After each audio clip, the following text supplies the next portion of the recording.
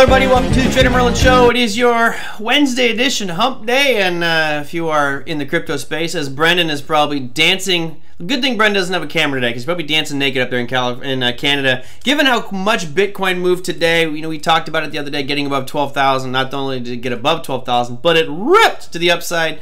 You gotta love it when big institutions, especially PayPal, start jumping on board. So yeah, good for that. Good to see that one happen out there today. I'm happy because I do have a lot in the crypto space. But that's not the topic du jour. Topic du jour, as I was reaching out to Tillie, kind of figuring out what we're going to talk about, she threw out this title, and I absolutely love the title. It's perfect. It is Polapalooza. Of course, for those that are following what's going on right now, it's just been rather wild with anticipation and predictions about who is going to win and how they're going to win and what party. Bottom line is, I don't think it really matters because anything can happen at any moment in time. But today we've got with us the lovely and talented Tillie Allison-Harris. Tillie, how you doing? Great, Merlin. Glad to be here and very excited. I know that a lot of people are very nervous, but I anticipate that there's good things to come regardless of the outcome. Yeah, I guess we have, and that's, some would say that's an opinion, but the best news is we have statistics to back that up. So we'll talk more about that today. I wanted to go to the first question, and by the way, I love the graphic. I don't know if you saw that one, but we have this just crazy roller coaster, and I'm pretty sure that everybody will agree that there's going to be some wild swings up and down, and I don't believe any of it means anything. It's just speculation at this point. Question came in from Lee. Lee says, how much do you expect these markets to move before the election? Now, you do a lot of longer-term investing. I know you manage some money as well. So what are you cautioning your clients, and what are you doing with your money prior to this election as we have just a couple weeks left? Absolutely. So the market can swing. Any individual stock or commodity or anything can swing 3 to 4 times more than it normally would, if you will. So we can start to see weekly movement, like in one day sometimes. It can just move more aggressively in one direction or another. So we kind of want to double the expected movement. That would be pretty reasonable expectation. Okay, all right. Or it can do the opposite. It can just go like inside range and go completely sideways and get extremely consolidated. So, those are the two things we can expect. Okay, so that said, I'm more of a shorter term guy, so I don't particularly worry so much about these wild swings. I'm just trying to capitalize on them as they're happening and not necessarily impacting a portfolio. For someone who has portfolio stuff out there, I mean, are you looking more from a hedge perspective right now? We're saying, look, let's buy some, use options as protection for the portfolio just in case we do get a crazy whipsaw event? Absolutely. So right now the market is actually having a correction. We're down this week. We're off the all-time highs. So coincidentally, just by chance, we are in a correction. But hey guys, the news isn't going to talk about the correction until like the day before the election, and then be like all of a sudden, oh, the market's down 10% like it just happened like today. But in reality, we're off those highs, and right now I think we're down, off of the highs probably 7% right now. And the news isn't talking about that. Maybe they say that the market's down today minute by minute, but they never talk about the overall trend, if you will, or relative percentage movements until they want to find a story to relate it to. The fact is the market's down off the highs already. We're in a correction, and as soon as they find a story they want to quote blame it on, then they'll go ahead and print it. Yeah. Just so we can have some fun with the viewers out there today. I see we've got a limited group. It's getting smaller and smaller every week. Pretty soon I'll have like 3 of you guys still watching. Do me a favor, in chat, I want you to type in, who do you think does better for the financial markets? Is it a Republican president or a Democratic president? I'm very curious to know what you guys think. And it's rather surprising when we look at what the media says and tells us. Of course, if you, I don't want to be a political show, but if you look at what President Trump is saying right now, it's saying, Biden's going to tax so much, and that's why you shouldn't vote for him. It's going to crush you guys and kill you financially because he's taxing so much. Curious, who do you think is better as a president for the market? Not talking about the economy per se, but for equity returns in the stock market. What do you think? It's rather interesting. And I see we've got a vast majority of you are saying Republican. This is beautiful. Okay, because it's not a matter of opinion. Tillie and I aren't going to sit here and tell you, oh, well, Democrats are better, Republicans are better. That's not what it's about. So, Tillie, you actually had some graphics. I'm going to bring those up because I'm telling you guys, 90% of you are wrong. It's really, It's crazy. Okay, so let's skip that one. I want to go to this chart right here. So here's full screen. These are the presidents from 1948 to 2019. All right, and so you can boo and hiss all you want. You might hate some of these guys. You might love them.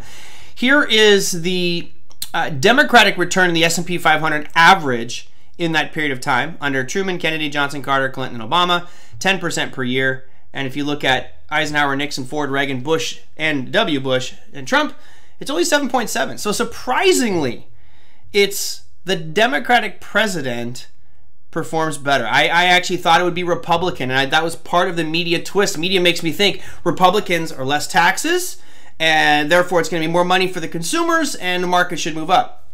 Not necessarily true, and I'll talk more about that tomorrow, guys. I have a webinar with Larry Jacobson. We're just going to focus just on the election protection, not protection, but looking at the playbook for each individual party. But I love this one, Tillie. It speaks volumes about these markets right now. So what we have to remember is that whatever is in play, so whatever impact anyone has on the market, and this doesn't go just for the president, it's the House and the Senate combination as well, but whatever's in play, if you will, like if the market's very bullish, the impact that that has can last for years into another presidency. You know, it's like the Fed, like when they bring a new chairman in, they have to deal with the, you know, decisions that the previous chairperson had. So, you know, if the market is crazy bullish into any change in political office, then oftentimes those metrics are not really relative to that particular president, but the preceding. So that's something that hasn't been factored in either. Sure. Tillie, the audience wants to know, are you pooking back a beer over there? What do you got going on? No, that would be my Coke Zero. There we go. Brought to you by Coke Zero today. You know, guys, one of the reasons why you see Democratic presidents generally do well for the markets, and I actually did a lot of digging on this one, and it was kind of surprising because I would have said it was Republicans are better for the market. And when you look at the pure statistics, just market performance under each president, it's actually better Democrat. And the reason that most people are citing is, while the taxes are much higher, it's generally higher on corporations. So you may see a pinch if Biden is elected in the corporate earnings a little bit. Of course, that'll probably get passed on to the end user, as they always like to do. But the greater taxes that we pay will be put into more infrastructure projects, and that in turn stimulates the economy. So rather interesting seeing those results. All right. Yes. So, you know, I'm not even going to read the comment because then someone will say I'm a hater of Mr. Bush. I'm neither side of the aisle, guys. I'm just a trader, and I think that the bottom line is it doesn't really matter what you guys should be paying attention to. And, Tillie, maybe you can talk about this too. As we go into the election, do you ever position yourself for a specific victor with regards to the president election? No, so the market always leads everything, and the market will usually give us buy and sell, if you will, signals in areas of accumulation and distribution before anything ever happens in society. So therefore, we always say that the S&P 500 is crazy, is a leading indicator. And now that is well known in the industry by professionals, but retail investors don't get that. For some reason, retail investors believe that all these stories and whatnot somehow have like a crystal ball.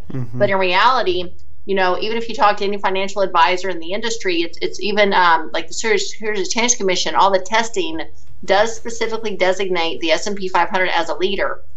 Because you have to think about that all these big professional companies that have trillions of dollars, the S&P 500 is a $30 trillion. That's just the index itself, not even counting on the derivatives.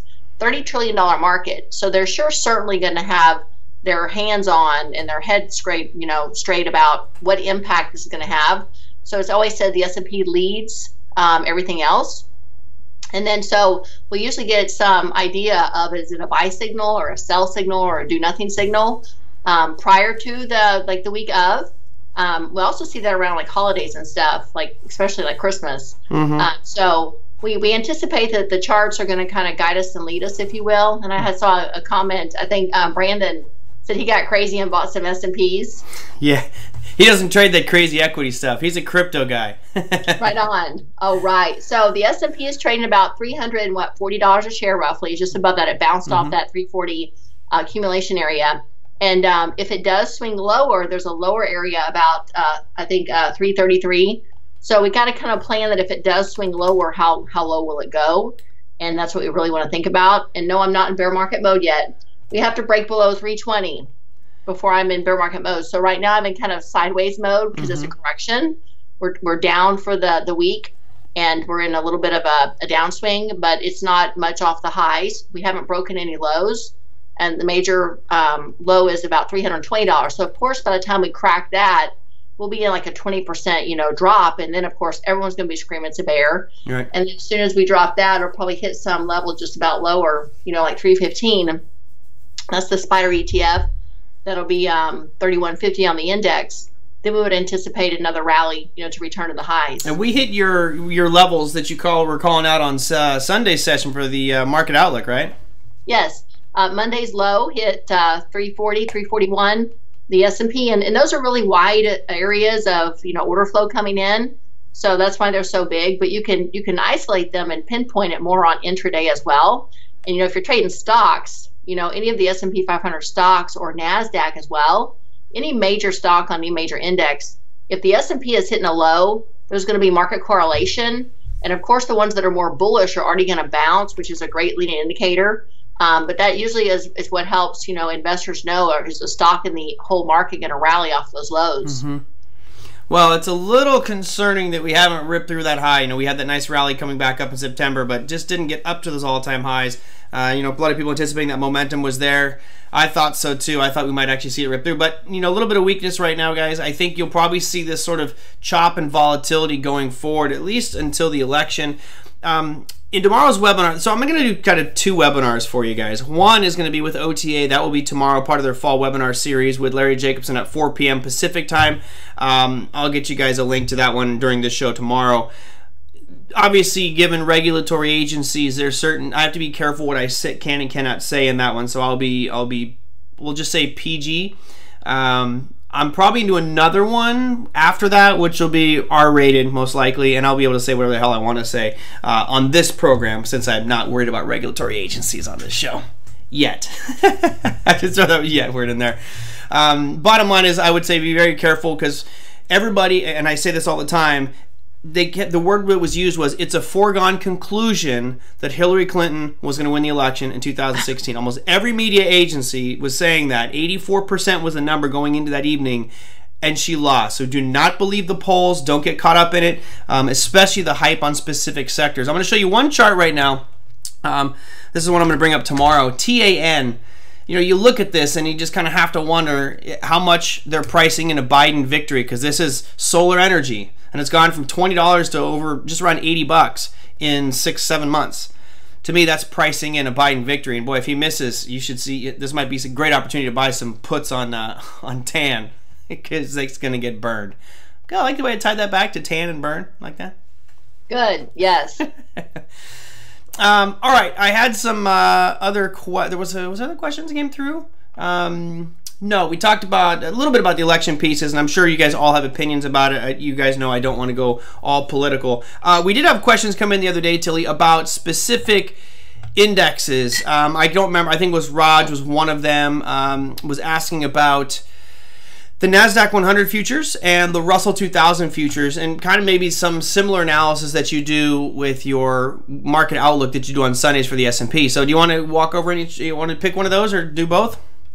Absolutely. So I'm having a good time reading the text chat, and someone mentioned that the S&P is a tiny market compared to the bond market. Yes. So the bond market and the currency market is much larger, capital into the multi trillions. I don't even know how many zeros are there.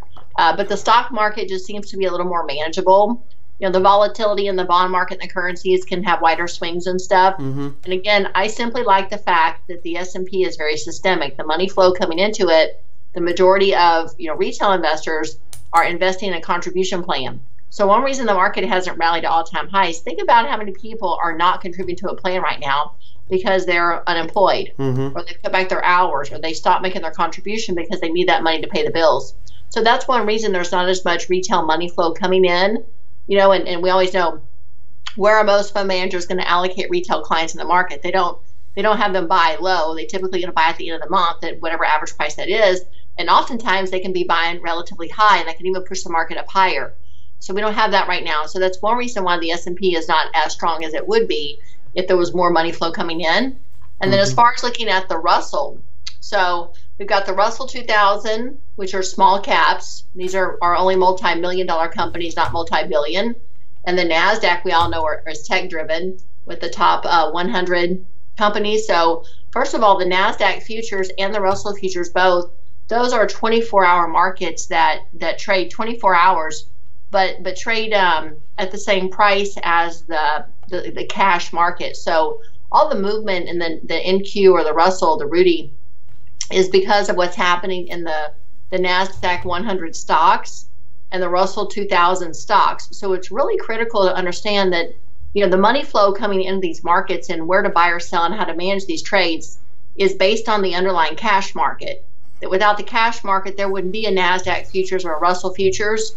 And sometimes some of the buying and selling that we see isn't quite as visible on a 24-hour market because it's also smoothed out, if you will. You know, a 24-hour market has 3 times as much data.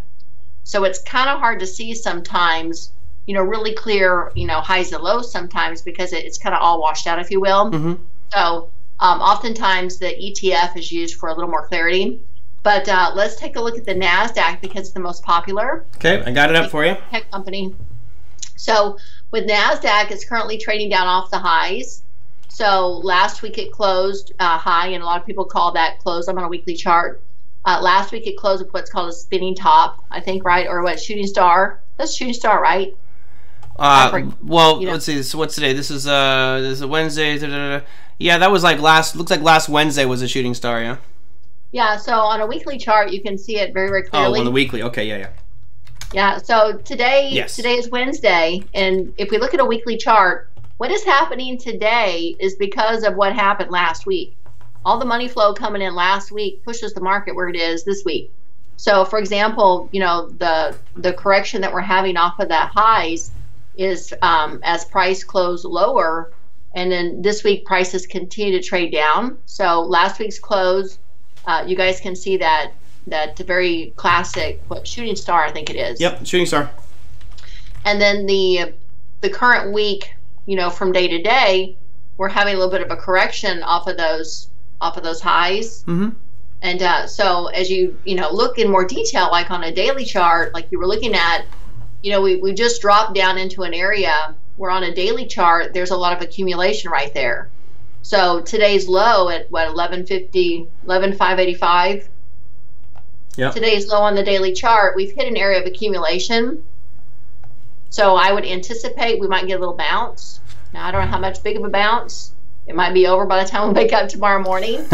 Well, it's spent 3 days. You know, it hasn't been able to really get below that 11,585 mark that the line's on right now. So I mean, that's obviously a positive sign. Yes, and so this is aligned with the fact that the S&P also is trying to hold its lows. It hasn't broken its lows either. So the daily chart shows us what happened. Today's low, the last 2 days low is trying to, obviously there's buyers coming in or it would have already fallen, and that's something to recognize. So what we do is like tomorrow after the open, you know, like 15, 20, 30 minutes after the open, you know, determine is it opening higher or lower. People can do it pre-market too. But just understanding that, you know, where we open tomorrow, if we open higher, it could, you know, trade up to 11,800. You know, there's a lot of selling up there, 11,800. So, you know, it's going to take a whole bunch of buying to come in and push it up higher. So I won't know, obviously, and nobody else does until you see that buying coming in. So that's why it's always better to be a little bit more conservative and not get too bullish until we actually see the amount of strength that does come in. You know, because it's probably going to hit 11,800 and then come, you know, and be kind of range bound going into the election maybe. I don't know if it's going to, you know, go up or go down, right? If I did, I'd be like a gazillionaire. Right, and I do like this because this opens up to different trading styles. For those of you looking at this chart, I know some of you listen to the podcast probably can't see it, but if you go to 11,585 all the way up to, let's call it 11,800 on the Nasdaq 100, you're looking at, you know, 215 point range, which is great. And for the last 2 days, it's pretty much hit the top and bottom and finished in the middle. So you have the potential to be in something that's in a nice range-bound type of trading. So you have a couple different options here. You can trade the range, you know, buy the bottoms and sell the tops, or just wait for this thing to break out one way or another and then look for the bigger area of supply or demand. Absolutely. There's really good questions coming in about money flow. So money flow is coming in every second. You know, if the market is processing orders, that's money flow coming in or money flow going out. And there has to be money flow quote coming in if we're trading above the lows. So, and money flow is just happening all the time. And then there was a great comment on which days of the week or the month do different money managers actually do that allocation, and that's that's based off of the different companies that they have different dates and stuff. So I think there's a few different models that they use.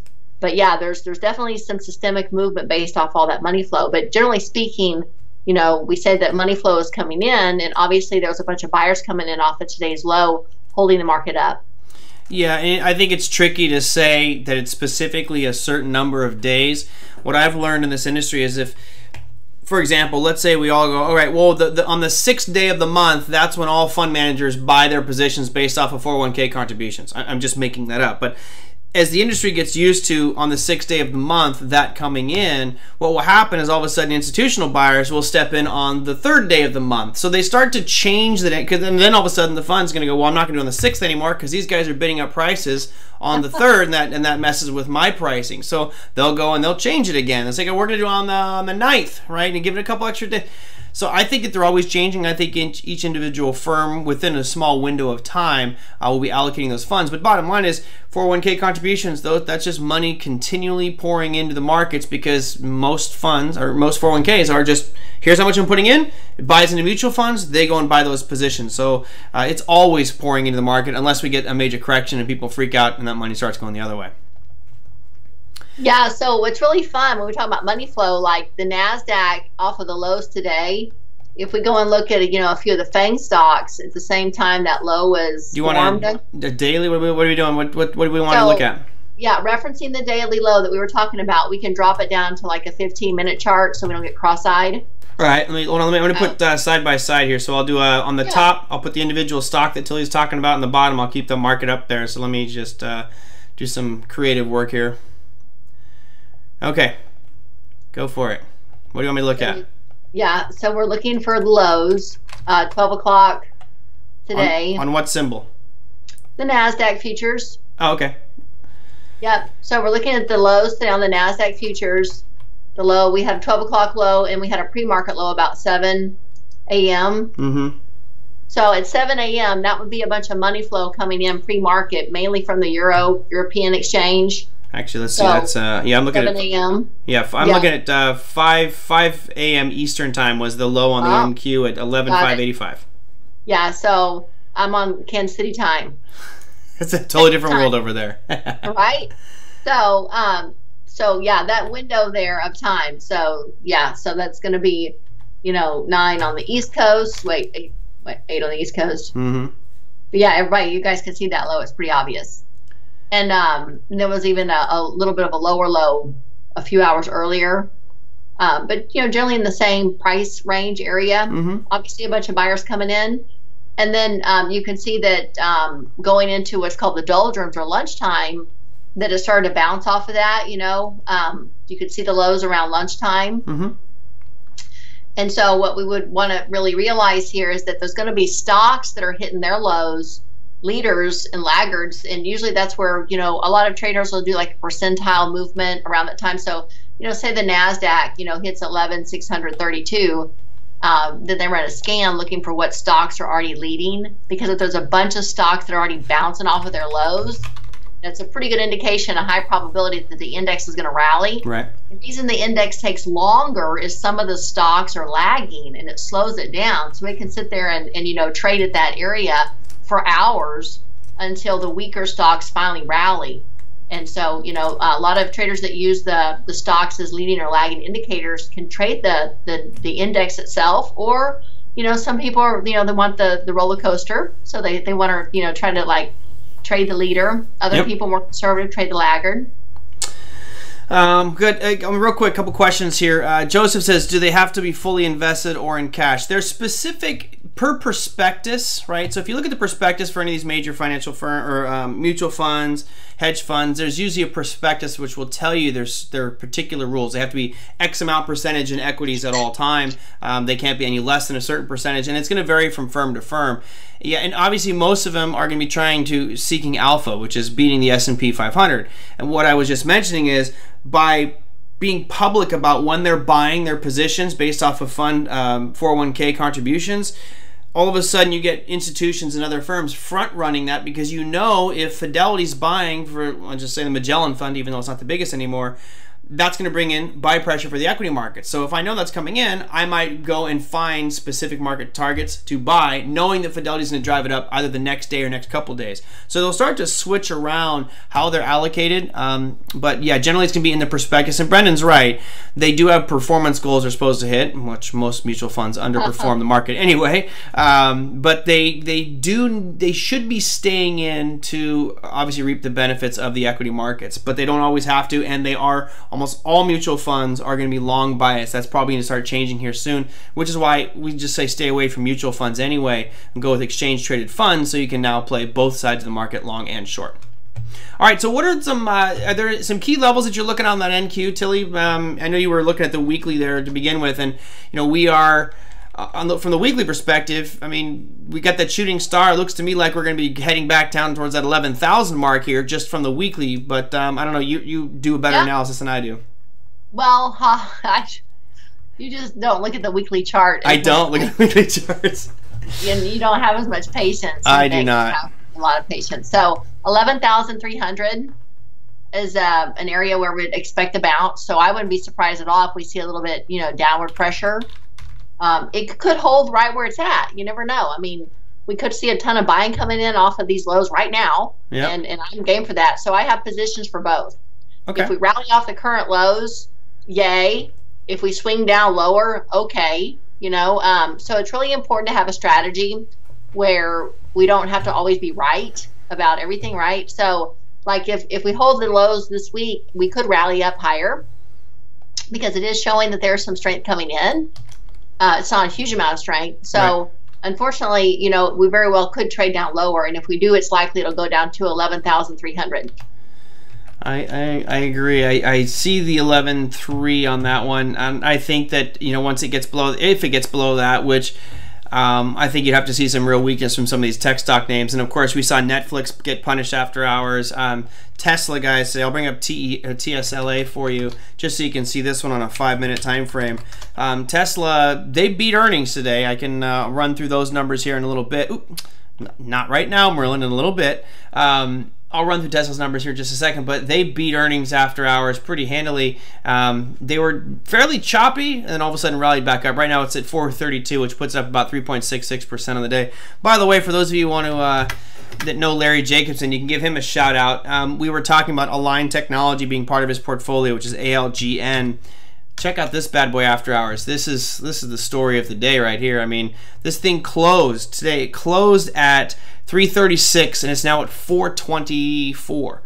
You've got an 80-point move after hours on Align to the upside. I mean, that is monstrous. 27% move. That's pretty special. All right, I just had to give Larry a little shout out there, a little props on his position. Okay, so awesome. That was the Nasdaq, or the Nasdaq 100. Anything that stands out to you on the Russell? Because Russell's been acting a bit differently than the Nasdaq. So small cap, stocks. Let's take a look. They have not been performing as well.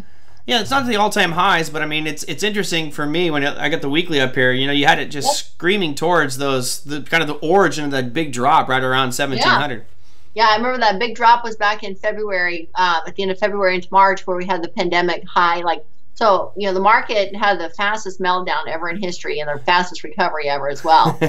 So that's talk about a roller coaster. So whenever the news came in that we had this horrible pandemic.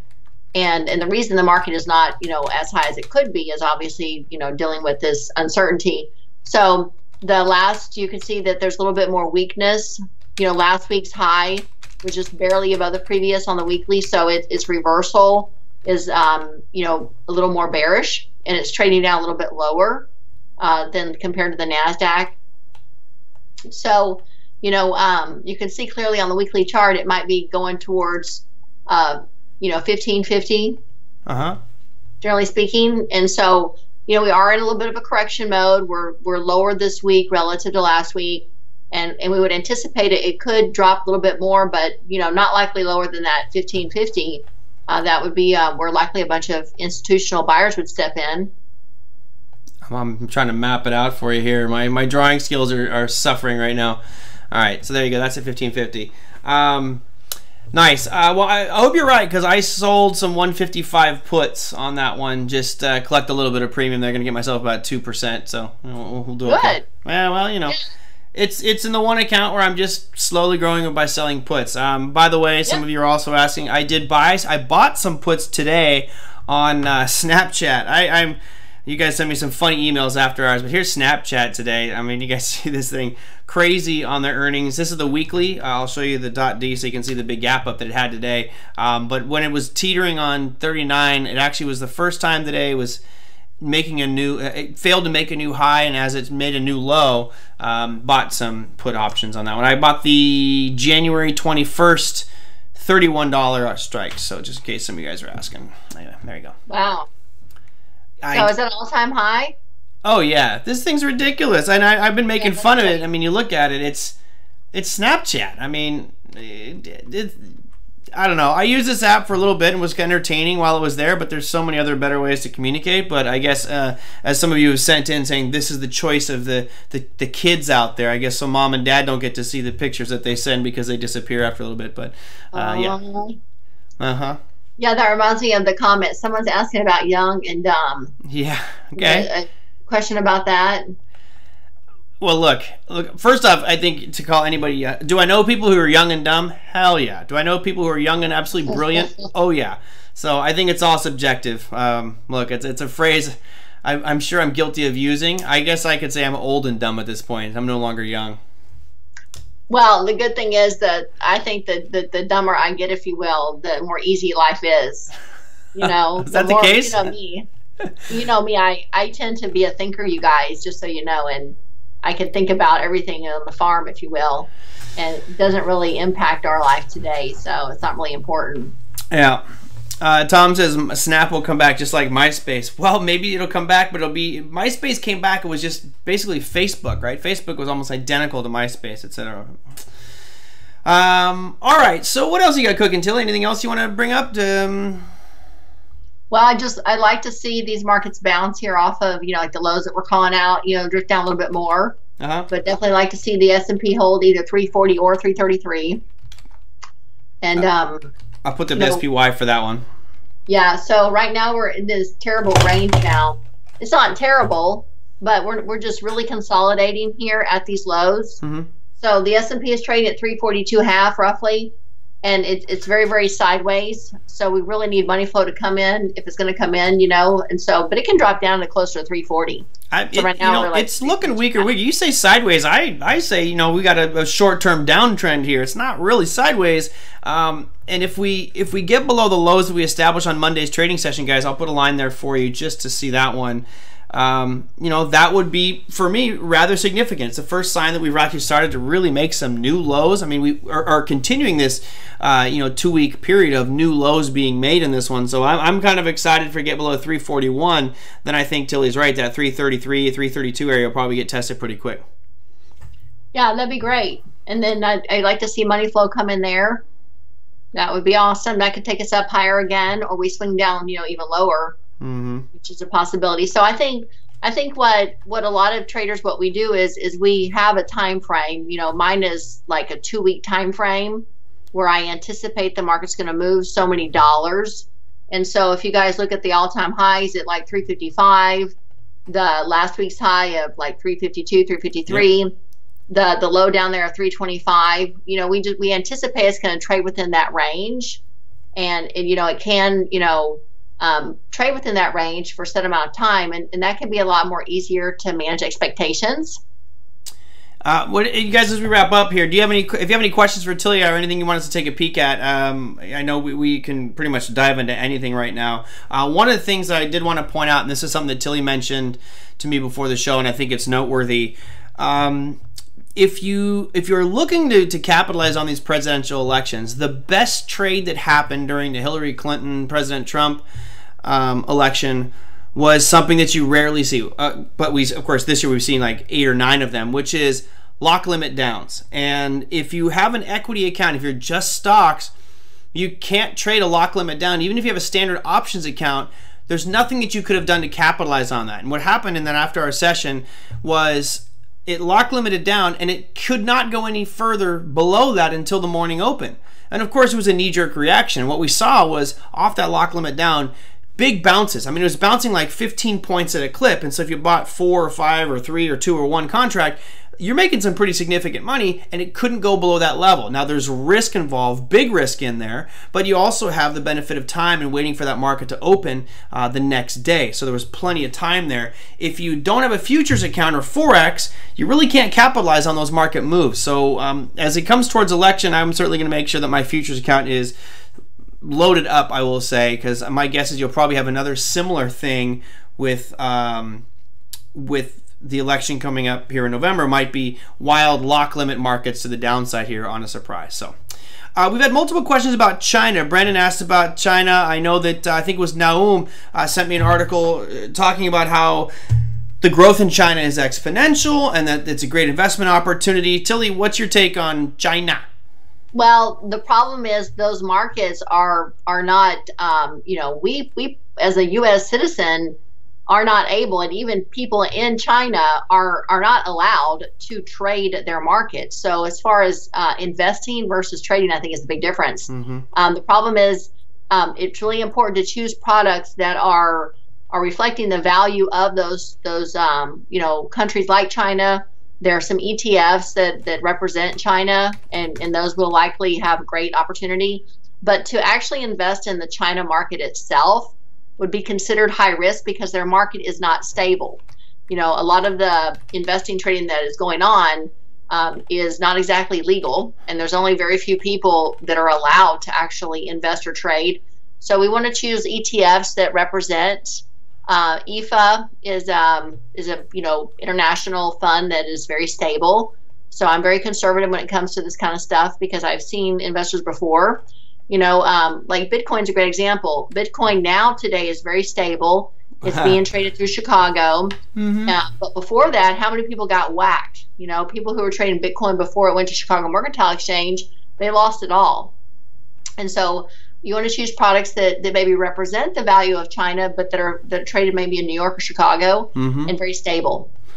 Yeah, I'm bringing up the different. I'm looking at the charts over here, guys, right now to kind of to drive home those points. As you mentioned, there's chat going on about Bitcoin, which is, yes, I agree with you, Brendan. I think we'll probably see challenging that all-time high by the end of the year. Bitcoin is just starting to really gain mainstream popularity, which is something I talked about in the past. Now, for Naum, I agree with everything Tillie said. I don't trust China, which is why you guys never hear me talk about economic reports about China. I never really talk about anything coming out of China because I just don't trust the data. That said, I'd be very hypocritical if I was to say I trusted all the data coming out of the United States. So here's FXI. You can see one of the fundamental problems with it is significant gaps. This thing gaps all the time. And you look at this chart and you think it's a penny stock. It's not. It's trading 18 million shares on average per day.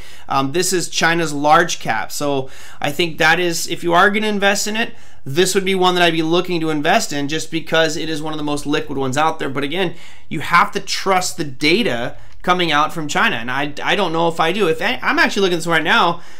I've got a shooting star into a supply at 45, right? This might be one you want to keep an eye out as a potential short because it's rallied aggressively, come right into a supply level, and right now that $45 mark. So, I'm okay with people investing in China. Just be careful, as Tillie pointed out, as retail investors, we really can't go into China and buy the individual companies unless they're listed on the U.S. exchanges. Like I saw Adam posting about Alibaba and JD. There's plenty of companies from China that we can invest in. But as I mentioned a couple weeks ago, one of the challenges that we face, and this is where Trump was really drawing a tough line, was a lot of the Chinese companies that are listed in the U.S. are not required to adhere to the same accounting standards. So you got to wonder right away. That's a tongue twister there. Wonder right away how truthful and honest they're being. If an American company has to abide by all these accounting rules and a Canadian company wants to be listed in America and they have to do all these accounting rules, when China comes in and is like, we don't want to do that, we'll do whatever we like to do, and they can get through, there's a problem there for me. I think that there should be some uniform accounting standards, and I just don't trust it. So I don't invest in FXI, but if you want to, go for it. You have to take that risk. There you go. Yeah. Did you guys see how many gaps are there? So you really got to have a strategy where you can manage all those gaps on that volatility. Tons. So that's what makes it really hard. Yeah, it's really hard on that one, especially if you got a stop loss in place and all of a sudden it's going to gap right over it. That's pretty dangerous for you. Joseph, the only good thing about China is the food. No, there are plenty of good things about China. Now I sound like the president. There are plenty of good things about China. The best thing about China is you can curse at someone and they don't even know. I'm just kidding. It's funny, Tilly, when I was in Italy, it's like one of my favorite things was learning different swear words. Of course, that's what you do when you learn new languages. And I could curse at you in German, Italian, French, and you'd know I'm saying something bad. But if I was to speak, Mandarin or Cantonese to you, you don't know whether I'm saying you look beautiful or some other horrible thing. So that's the best part about those languages. I love it. All right. So I think you were on last week, so probably not a lot has changed. You are teaching a couple very small classes out there in Kansas City, right? Yes, and hopefully that sooner or later they'll find a solution to this horrible mess. And I just have a lot of mixed feelings about how they're managing this situation as far as the pandemic, and hope that things get better. And it's really difficult. I struggle because I'm not one to blame, if you will. But I have a lot of questions and wondering how it can impact our lives this way, and not enough change being made, if you will. Yeah, I'm adjusting to it myself. The new normal is just stay at home. Don't go out. Yeah, I go to the dog park. That's like my dating. What's that? At least if you stay at home, you don't have to wear a mask. You can breathe. Yeah, I got to. Have you heard the kids have like impetigo growing on their face because they got the mask on and they got germs and stuff? And, I don't know what you're talking about. Yeah. Mm-hmm. We'll have a whole nother pandemic because of our pandemic. Anyway, all right, Tilly. Yeah, well, thank you very much. For those that want to know more about Tilly, she's teaching some classes out in Kansas City. She's got her book out there, which is all about the Federal Reserve, which I encourage you guys to check that one out. I read it, loved it. You taught me a lot, Tilly. I did not know all of the stats and stuff that you presented in that book. So great job. Thank you. And then you don't really do anything social media, right? You're not a social media person, really. Not much. No. Come on, you gotta get on that. Post your videos every week. Post some charts. Come on. Right. All right. Well, we'll just continue to have your shows on Sunday afternoon on the TraderMerlin channel. So thank you so much, Tilly. Appreciate you coming on, and we'll see you soon. Have a great day, guys. All right, take care. Bye. Guys, that was Tillie Allison-Harris giving us some insights into markets, levels, politics. We had all kinds of fun on today's show. Hopefully, we're trying not to get political. Sometimes you guys push us in that direction. It ends up being political. All right. I mentioned the earnings numbers. Let me show you real quick. We get to that chart. Here is what happened today with regards to earnings. Tesla beat by 38 cents. They were estimated to make 55 cents per share. They came out at 77, so that obviously was great for Tesla. And of course, they're moving up nicely. Not as dramatic as I would have thought, having that big of a beat. Verizon reporting earnings, Lam Research, Ericsson, and then of course Align Technology, a 281% beat. They're expected to make 59 cents and came out at 225. That is just crazy. There you go. Let's see. Now for tomorrow, for getting into Thursday's session, this is what we got cooking. Really not a lot of huge stuff other than the existing home sales. Like, to me, that is probably the most important piece. We saw some positive news on Monday with regards to the housing data. So you have existing home sales expected to show a nice increase of 200,000 homes being sold. You also have unemployment claims, which, remember last time they were expecting it to drop a lot more, and it did not. They're setting these expectations that it's going to keep on dropping, but we had a little bit of a spike up on the last one. So we'll see how that pans out here for this week's unemployment claims. And then other than that, you have the British pound with their retail sales numbers, but that'll be at 11 o'clock tomorrow evening. All right, for your earnings calendar. On the Monday Market Must-Knows, I actually talked about Amazon reporting earnings. On the calendar I use, it showed Amazon reporting tomorrow. They're not. That's next Thursday on the 29th. So tomorrow it calms down a little bit. You don't have any FANG stocks. You got AT&T, Intel, Coca-Cola, Valero, American Airlines, Northrop Grumman, Nokia, Love or Southwest Airlines, and a few others. Of course, I think there's 110 companies reporting tomorrow, and I'm just showing you like 7 or 8 right here. So make sure you guys check out your earnings calendar. So make sure the companies that you are looking at aren't reporting earnings, because that can be very, very dangerous. All right. Yes, Noam says, it's ridiculous. There will be another pandemic after this one. You know, it's funny. I was talking to a friend of mine in the nursing field, and she says part of us going out and touching things and not washing our hands all the time is we are picking up some bacteria and germs, and our body's building up some sort of immunity and resistance to those. But by using hand sanitizers and masks all the time, we're preventing our bodies from now building up those maybe immunities to some other things. And you know what? We'll probably gonna start to see all kinds of weird other sicknesses.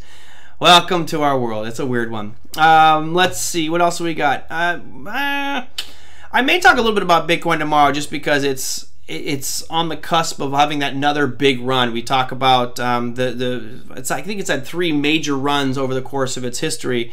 We may be setting up for that next big run, especially if we get some more acceptance. And of course, PayPal was a big step today. You have some companies starting to use it as it gains more acceptance. This is something I talked about in the cryptocurrency class. It could really help vault Bitcoin to much higher prices, as I did that. Did a show with you guys, what, a couple months ago? I don't even remember how long ago it was, but talking about why Bitcoin will be $100,000 by 2023. We'll have to see. Am I doing any scalping in this volatility? Yes, I am, GD. Every now and again, I'm just sitting there and I see something I like, and I'll go and I'll take a stab at it with 1,000 shares or something. So not a lot, nowhere near what I used to, but I'm pretty busy with a bunch of other things. But if I do have the opportunity, I see something that looks good, I will go ahead and take that trade. Why not? Gotta stay active and master your craft. All right, guys, that's going to do it for me. Tomorrow, we're going to go back to bonds. Bill Addis is going to be on the program. There's been some changes with regards to what the Fed is doing, also some of the bond initiatives and offerings out there. Remember, we had some new bonds coming out with a 20-year. We'll see how those bond auctions are going, what the implications are, not only for the yield curve, but for our markets as well going forward. So if you guys have any questions for Bill Addis or myself, you can send those in at TraderMerlin.com. You can always post your comments down below the YouTube video. I appreciate that. And, of course, hit that like button. Until then, happy trading, everybody. I will see you tomorrow with Bill Addis. Take care.